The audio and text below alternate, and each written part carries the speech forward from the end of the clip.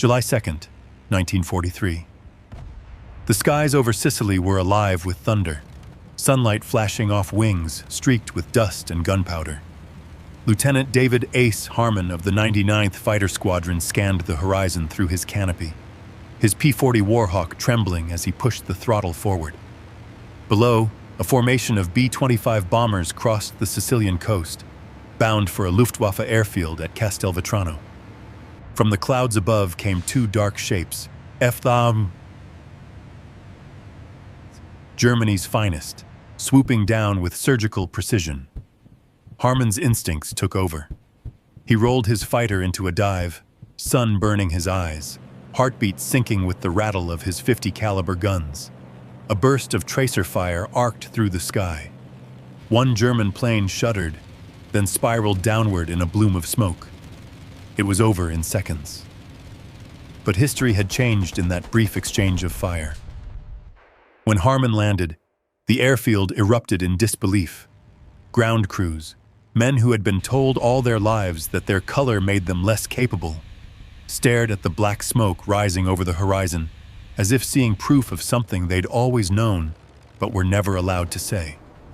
That skill, courage, and intelligence had nothing to do with skin. At a Luftwaffe base across the Mediterranean, German officers studied reports in stunned silence. A black American pilot had just destroyed one of their elite fighters.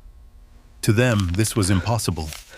Nazi racial doctrine, enshrined in the Nuremberg laws, defined people of African descent as Untermensch, subhuman, unfit for modern warfare, incapable of mastering the precision and nerve required to control a machine as complex as a fighter plane. Yet there it was, the cold math of war contradicting ideology. Harmon's kill was not only a tactical victory, it was an existential defeat for a worldview built on hierarchy and hate. For the 99th Fighter Squadron, that single moment lit a spark that would burn across Europe. Back home, most of America still doubted them. The 99th had been called an experiment, a polite way of saying that failure was expected. But in that sky above Sicily, the experiment had ended. What replaced it was proof. Harmon's Warhawk, with its shark-tooth nose art and engine oil streaked along its fuselage, carried home a symbol more powerful than any medal. A small swastika painted beneath the canopy, the first victory mark earned by a black American pilot in combat. That single emblem would become the seed of a legacy, the first of 112 aerial victories that would one day make the Red Tails legend. For Harmon, there was no time to celebrate. The desert heat shimmered off the runway, and his hands still trembled on the control stick.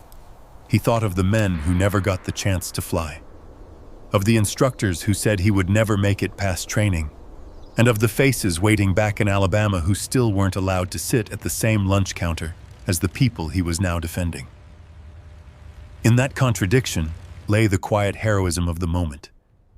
He had fought for a country that had not yet fought for him. News of his kill spread quickly through the ranks, from the tents of Tunisia to the bases of North Africa. For the black ground crews who worked sleepless nights keeping the Warhawks flying, it was vindication. For their white commanders, it was confusion. The Luftwaffe, once convinced of its racial superiority, now had to contend with a truth written in smoke and flame. Somewhere over the Mediterranean, as the waves reflected the last streaks of sunlight, a myth began to die. War had a way of stripping away illusion, of testing not only machines, but the societies that built them. In those skies, the equations of speed and altitude were rewriting the equations of humanity. Every round fired that day carried more than lead. It carried the weight of a century's prejudice. And when Harmon's bullets found their mark, something else fell with that German plane. An old belief that some men were born to rule the skies and others to serve below. But this victory didn't begin in the air above Sicily. It began years earlier, in classrooms that refused black students, in airfields that locked their hangar doors, and in a nation that would have rather lost its pilots than trained them equally. Before these men could fight the enemy abroad, they had to challenge the boundaries at home. And the story of how they reached the sky would prove just as turbulent as the battles they fought within it. 2 decades before the Red Tails ever took flight, a 1925 U.S. Army War College report declared that Black Americans were, by nature, unfit for complex technical roles and lacked the mental alertness for combat leadership. It was a document written not from data, but from prejudice. And for years, it would sit like a shadow over every ambition of those who dreamed of flight. In the segregated America of the 1930s, flying was more than a skill. It was a privilege reserved for the few. Civilian flight schools refused Black applicants. Military recruiters turned them away.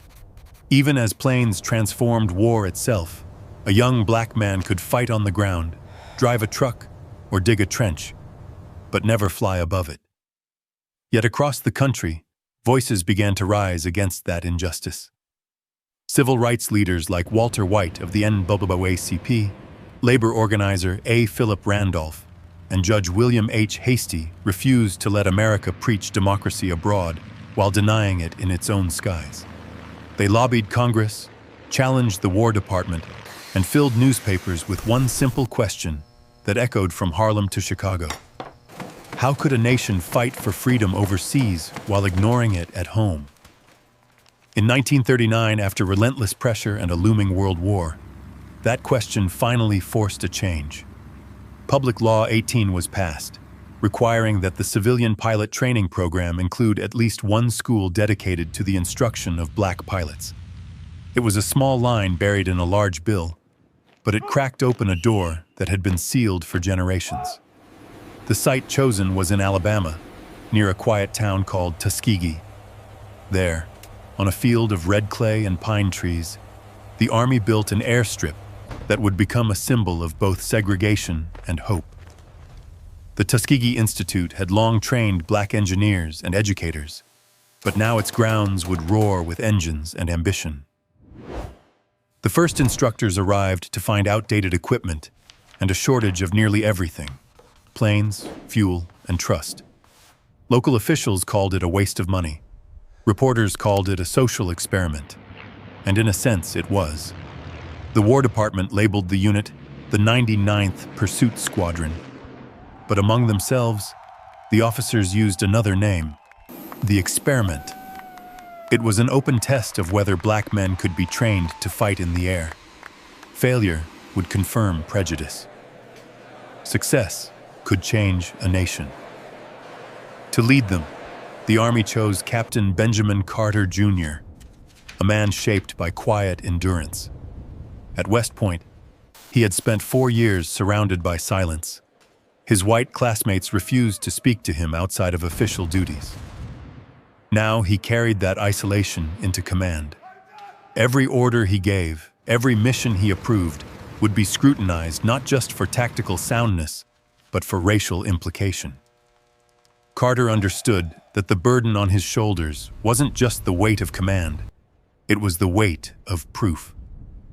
The young cadets who arrived at Tuskegee came from across the country. College students, mechanics, teachers, farm boys who had watched contrails carve patterns in the sky and dared to believe they could follow. They endured double the flight hours of their white counterparts, flying worn-out trainers under the Alabama sun until their faces blistered and their hands bled from handling heavy control sticks. One mistake could cost them not only their wings, but the credibility of everyone who came after. Yet the harder the system tried to filter them out, the stronger the survivors became. By 1941, their flight lines stretched across the red clay like threads of defiance. Each successful takeoff was an act of resistance. Each landing, a declaration that equality was not a theory, but a skill that could be measured in precision, discipline, and courage. The Tuskegee cadets learned quickly that the real battlefield was not just in the air, but in perception. They had to fly perfectly, not better, but flawlessly, because one crash, one error, could be used to reinforce every racist assumption. Even their victories were questioned, their motives dissected. Still, they pressed on, drawn by something larger than approval. When America entered the war after Pearl Harbor, the need for pilots grew desperate. And yet, even then, the 99th Pursuit Squadron was assigned older aircraft and kept separate from white units. They trained harder, flew longer, and waited for orders that never seemed to come. Some called them the most disciplined pilots in America, others the most frustrated. In the mess halls, rumors spread that the War Department was planning to cancel the program altogether. But the numbers told a different story. Of the first 445 cadets admitted to Tuskegee's advanced flight program, only a fraction graduated, each one among the best-trained aviators the Army had ever produced. As the first squadrons assembled for overseas deployment, the men stood beside their aircraft in crisp uniforms, sunlight gleaming on their polished goggles, knowing they carried into battle not just the hopes of their unit, but the credibility of 13 million Black Americans. When they finally climbed aboard the ships bound for North Africa, they did so with mixed emotions: pride, fear, and the quiet understanding that some of their fiercest opponents wore the same uniform as they did. As the ocean stretched out before them, the men of the 99th could not yet know what awaited them on the far side of the Atlantic. But word had already reached their new commanding officer in Tunisia, a man who saw them not as soldiers, but as a political inconvenience. He was waiting with his own test, one that would decide whether the experiment had truly succeeded or whether the door they had forced open would be slammed shut forever. In the spring of 1943, the 99th Fighter Squadron arrived in North Africa under the command of Colonel William Meyer, a veteran of earlier campaigns who made little effort to hide his doubts.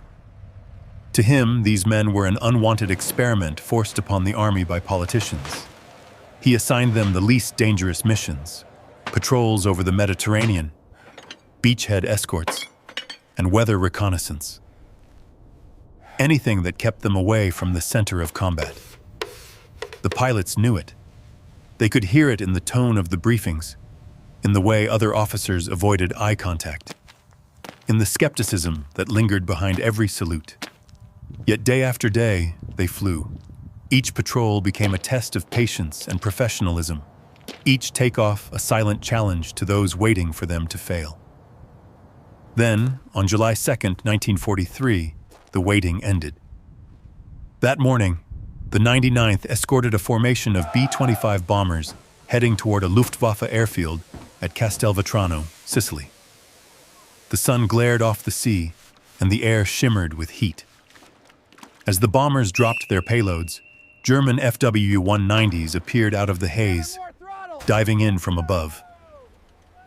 Lieutenant David Ace Harmon spotted them first. He banked his P-40 Warhawk hard, closed the distance, and fired. His bullets tore through the fuselage of the lead enemy fighter, which erupted in flame before crashing into the Sicilian countryside below. The radios exploded with cheers. For the first time in American history, a black pilot had shot down an enemy aircraft. When Harmon's squadron returned to base, even the skeptics could not ignore the evidence. The ground crews wept openly, their hands smeared with oil and disbelief. A line had been crossed, not on a map, but in the nation's conscience. Still, Colonel Meyer was unmoved. He filed reports describing the 99th as insufficiently aggressive, claiming their missions lacked results and recommending they be withdrawn from combat. To the men who risked their lives daily, it was a betrayal sharper than enemy fire. But history has a way of favoring the patient. Over the next months, the 99th continued to fly every mission assigned to them, escorting bombers, strafing convoys, engaging enemy fighters when given the chance. They began to build a quiet record of competence, reliability, and discipline. By January 1944, opportunity and danger arrived together on the coast of Italy. The Allies were preparing to land at Anzio, a daring amphibious assault intended to break through the German line and capture Rome. The Luftwaffe had concentrated its best squadrons to defend the skies, and the 99th was called to help protect the beachhead. It was their first major test. Their P-40s were worn, slower, and less maneuverable than the German fighters they faced. But the men of the 99th had something their enemies underestimated: absolute focus. On January 27th, they met the Germans head-on. 15 American pilots against dozens of FW-190s. The battle raged for hours, tracers flashing across the gray winter sky. When the smoke cleared, the 99th had destroyed more enemy aircraft in 48 hours than in all their previous months of combat combined. 12 German planes down, none lost to enemy fire. The men had turned skepticism into shock, and shock into silence. Even Meyer had to submit a revised report acknowledging their performance. The War Department ordered a formal comparison between the 99th and other P-40 units. The results stunned Washington. Their efficiency, kill ratio, and mission success matched or exceeded those of all white squadrons. The experiment had not failed. It had triumphed. News of the victory at Anzio began to spread across the military press, though often buried deep in the pages of larger stories. For the pilots, it was not about headlines. It was about validation. For every insult endured in the mess halls, every sideways glance during training, every doubter who said they were not fit to fight, Anzio was the answer. They had stood their ground, fought their battle, and proven beyond argument that they belonged. Yet even as they celebrated, the war pressed on. New challenges awaited them in Italy, where their performance had drawn attention from both supporters and skeptics alike. In the months that followed, the 99th would be merged with other black squadrons to form a new unit, one that would fly a new kind of aircraft and carry a new kind of responsibility. Their next orders would take them deeper into Europe, to protect the bombers that would bring the war to Germany's doorstep. But with that new assignment came greater scrutiny, higher stakes, and a mission that would define not only their reputation, but their legacy. They had proven they could fight. The question now was whether they could lead. Because the next time they took to the skies, the world would be watching, and victory would no longer be measured by survival alone. It would be measured by the lives they could bring safely home. But victory brought a new test, one that would make them legends from Italy to Berlin. In the spring of 1944, the experiment became an institution. The 99th Fighter Squadron, now proven in combat, merged with the 100th, 301st, and 302nd to form a single formidable unit, the 332nd Fighter Group. Their base, a windswept airfield near the Adriatic coast, was little more than a collection of tents and dirt runways, but to those who served there, it was sacred ground. The men of the 332nd had endured skepticism, segregation, and silence. Now, at last, they had the chance to prove what discipline and purpose could achieve. At their head stood Colonel Benjamin Carter, Jr., the same man who had once been shunned in the halls of West Point. His command style was quiet but absolute. He gathered his pilots and told them, "Our job isn't glory, it's duty. We stay with the bombers, no matter what." It was a simple order, but behind it lay the entire philosophy of the Red Tails. While other fighter groups chased personal victories, Carter's men were taught to protect the formation above all else. Every maneuver, every kill, every climb and dive had one objective: bring the bombers home. The mission profile was brutal. Escorting heavy B-17 and B-24 bombers deep into German territory meant flights lasting 6, sometimes 8 hours. They fought fatigue, cold, and the constant hum of engines that vibrated through the bones. But their aircraft, now the sleek, silver P-51 Mustang, gave them a new kind of power. Its Packard-built Merlin engine could outrun and outclimb almost anything in the sky, and its .650 caliber machine guns gave it the teeth to fight back. The Mustang was more than a machine. It was the embodiment of American engineering meeting unshakable will. For the 332nd, it was a second chance. With it, They could finally meet the Luftwaffe on equal terms. They painted the tails of their Mustangs a bright crimson red, not for vanity, but for unity. Against the blue-white sky, those flashes of red became a promise. To the bomber crews who saw them appear through the clouds, it meant safety. It meant home. Word spread quickly through the 15th Air Force. "If you can, get the Red Tails," the crews would say. They had earned their nickname, the Red Tail Angels. Every pilot in the group knew what that name meant. Responsibility measured in lives saved, not enemies destroyed. Their legend grew in missions over Austria, Hungary, and the Balkans. The 332nd flew tight formations that defied chaos, weaving in patterns so disciplined that enemy pilots often mistook them for a single moving wall of fire. Colonel Carter's leadership turned precision into a weapon. He drilled into them the same mantra that had carried him through isolation at West Point. Excellence is the only argument that cannot be denied. On July 18, 1944, that mantra was tested over Germany. The 332nd received orders to escort 100 B-17 bombers to a critical target, the Luftwaffe base at Memmingen. 66 Red Tails took off from their airfield in Italy before dawn, engines roaring in unison. By midday, they were over enemy territory. The bombers, flying heavy and slow, were easy prey, and the Germans knew it. Nearly 100 enemy fighters rose to meet them. The sky dissolved into chaos. Tracers, vapor trails, explosions. Radio chatter filled with calls for help.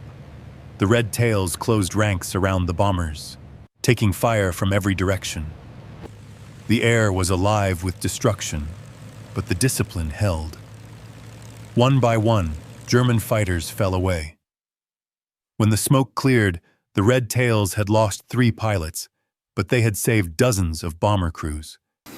For the men who made it home, the crimson tails were the last color they saw before landing. Those red streaks meant survival. Back at base, the ground crews waited by the runway, counting the planes as they returned, the sound of each Merlin engine like a heartbeat. When the last fighter touched down, silence fell. They had faced impossible odds and won. The victory at Memmingen didn't make headlines in America, but among the men who fought the air war, it spread like wildfire. Even the bomber groups that had once doubted the colored pilots now requested them by name. The Red Tails had earned respect the only way soldiers ever can, through performance under fire. In the months that followed, they flew mission after mission, sometimes without rest, escorting thousands of men across hostile skies. Their loss rate remained among the lowest in the Air Force. The combination of strategy, discipline, and loyalty had turned a once mocked experiment into one of the most successful fighter groups of the entire war. The red paint on their tails became more than a mark of identity. It was a symbol of trust, visible proof that courage knows no color. As winter crept across Europe, the war changed. The Reich was collapsing, but desperation made the enemy more dangerous than ever. Whispers began to spread through Allied intelligence about a new German weapon, something faster than anything that had come before. A jet, some said, that could outrun every Allied fighter in the sky. The Red Tails had proven they could match the best the Luftwaffe had to offer. Now, a new kind of challenge was approaching, a weapon that might erase every advantage they had fought to gain. And deep inside Germany, the enemy was preparing to unleash it. By early 1945, the war in Europe was in its final, violent descent. The Allies had pushed across the Rhine, but Germany still fought with the desperation of a cornered animal. From the factories of Bavaria came a machine unlike anything the world had ever seen. The Messerschmitt Me 262, the first operational jet fighter. It was faster, deadlier, and beyond the reach of most propeller-driven aircraft. To the bomber crews of the 15th Air Force, it was a nightmare.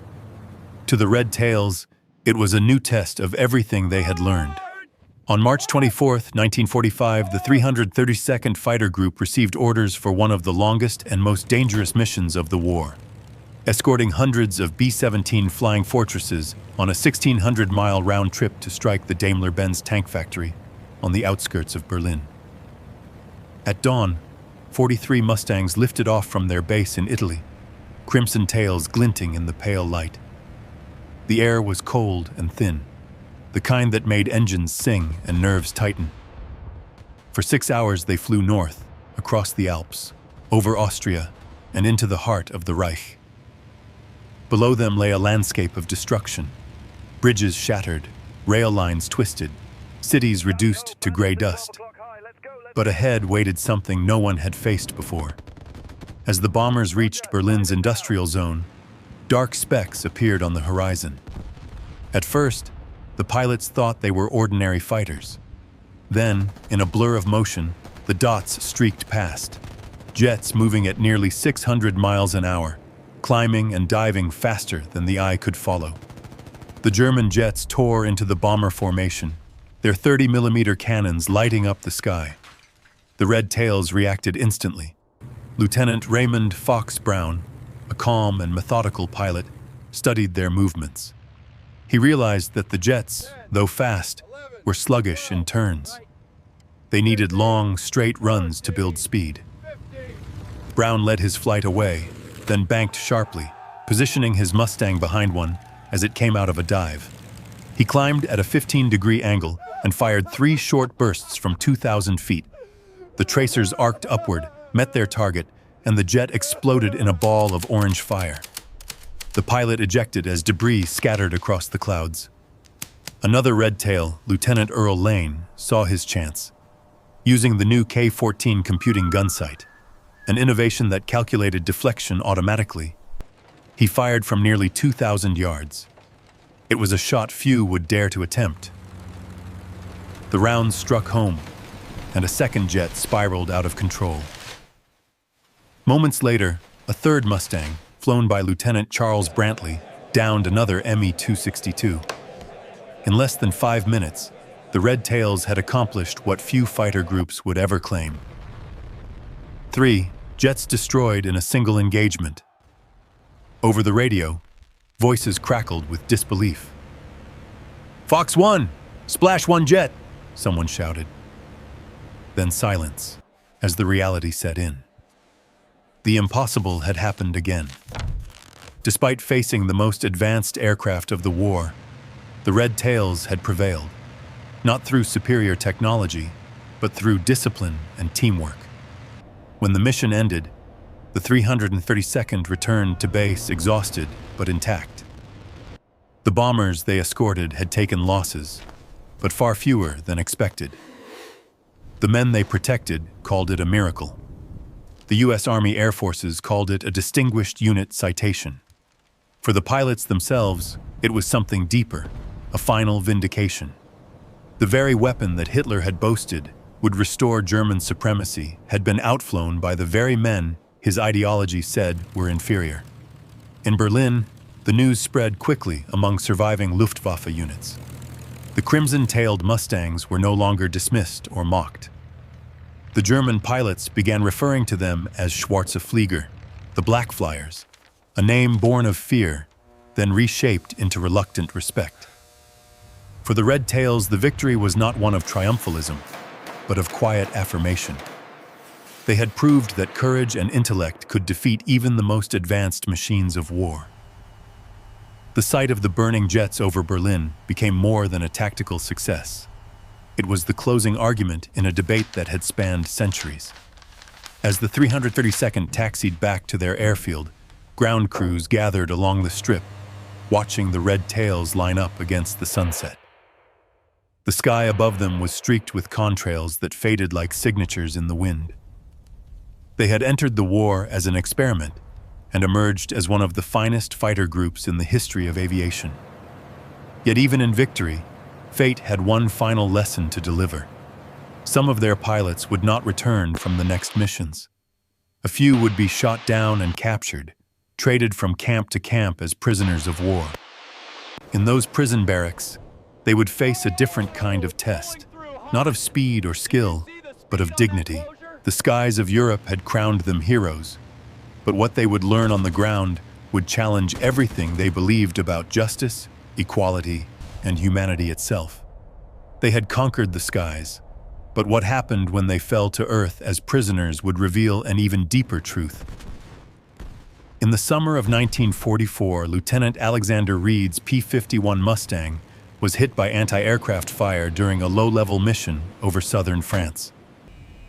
Smoke filled the cockpit as he fought to keep control, but the engine failed, and he bailed out, parachuting into a field surrounded by German troops. Captured within minutes, Reed was sent to Stalag Luft 3, the same camp that held hundreds of Allied airmen. There, to his astonishment, he was treated not as an outsider, but as an officer. His German captors saw the uniform first, not the color of his skin. When other American POWs arrived and realized who he was, they approached him with gratitude rather than prejudice. Some recognized the red-tailed Mustangs that had guarded their bombers and whispered, "You guys saved our lives." Inside a Nazi prison, far from home, Lieutenant Reed experienced a level of respect he had rarely known in his own country. It was a paradox so profound that it haunted many who lived it. The enemy recognized their humanity before their own nation did. As the war dragged on and Germany collapsed, word of the red tails spread through the bomber ranks. Crews who had once doubted them now called them angels. They spoke of the discipline of those crimson-winged fighters, of how they never broke formation, never abandoned a damaged bomber, and how, when the sky turned red, hope returned. The legend grew, not from propaganda, but from survival. Every pilot who came home alive told the same story. The red tails stayed with us. By the time the war ended in 1945, their record was beyond dispute. 1,578 combat missions, 15,000 sorties, 112 enemy aircraft destroyed in aerial combat, and 150 more on the ground. They escorted bombers on 179 missions, losing only 27 aircraft to enemy fighters, far fewer than the average of other groups. The numbers spoke louder than any speech. The men who had started as an experiment had become the standard. When the guns finally fell silent, the red tails returned to a country still divided by color lines and unwritten rules. There were no parades waiting for them, no banners across the streets. Some were denied entry into officers' clubs they had risked their lives defending. Yet even as the world celebrated victory, a quieter revolution was beginning. The performance of the 332nd Fighter Group had reached Washington, and it was impossible to ignore. Behind the statistics was a moral argument that could no longer be dismissed. If black men could fly, fight, and command in the most advanced air force on Earth, then segregation in uniform made no sense.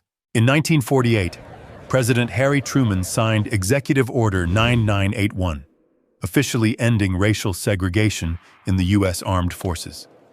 It was one of the first great civil rights decisions of the modern era, and the Tuskegee Airmen had made it inevitable. The same courage that had carried them through combat now reshaped the very institution they served. For Colonel Benjamin Carter, Jr., the journey came full circle. The silent cadet who had once endured 4 years of isolation at West Point became the Air Force's first black general. His rise symbolized not only personal triumph, but a broader transformation in what the American military and the nation itself could aspire to be. Decades passed, and the memory of the red tails faded from headlines, buried beneath new wars and new heroes. But among those who flew with them, the stories never died. Pilots who had once doubted their skill told their children about the day the sky filled with red and how that color meant salvation. In 2007, more than 60 years after their first mission, surviving members of the 332nd gathered in Washington, D.C. The years had bent their backs, but not their pride. They wore the same crimson scarves they had worn in Italy, their medals gleaming under the lights as President George W. Bush presented them with the Congressional Gold Medal. It was not just an award, it was an acknowledgement long overdue. The applause that filled the rotunda that day was not only for the men themselves, but for every door they had opened and every barrier they had broken without bitterness. Standing beneath the flag they had defended, they smiled, knowing that their story had finally taken flight again. For the younger generations watching, the lesson was clear. Courage does not need permission, and excellence cannot be confined. The Red Tails had shown that dignity could outfly prejudice, that unity could outlast hatred, and that discipline, their true weapon, could outmatch even the most advanced machines. Their red-tailed Mustangs may have long since disappeared into museums and memories, but the idea they carried still soars above every airfield where a pilot dreams of the sky. They fought the Luftwaffe, they fought prejudice, and they won both.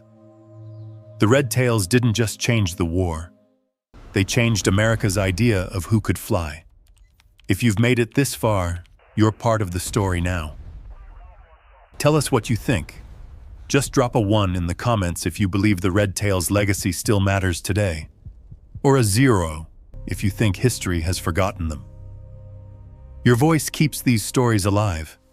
Hit subscribe and stay with us, because in the next film, we'll uncover another untold chapter of courage, sacrifice, and the people who changed the course of history when no one believed they could.